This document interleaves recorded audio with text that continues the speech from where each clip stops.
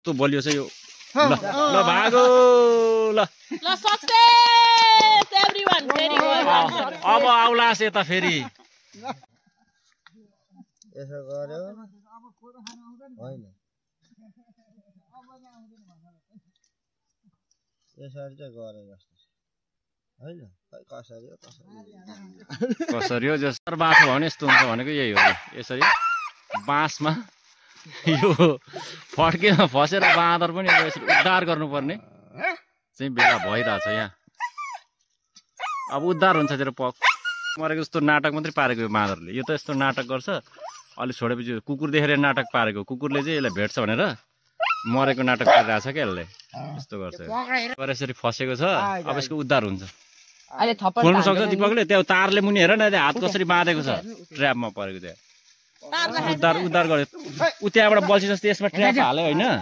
उ यहाँ यसमा ट्र्याप हाल्यो यहाँ छ अनि त्यो ट्र्यापमा यो आयो खानालाई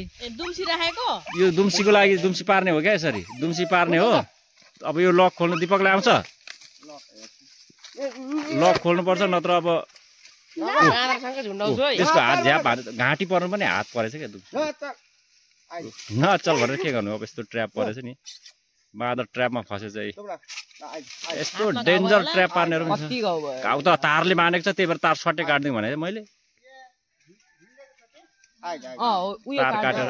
काट्ने तार काटेर भगाइदिने क्या अब के गर्नु त बाँदरलाई अब बिजोग भयो भने त भगाइदिने भनेको क्या बिजोग भएको छ ऊ अनि बिजोग भएको छ यहाँ यसो उद्धार कार्यक्रम छ खोइ त तार फेरि यस्तो बलियो छ यो ल ल भागो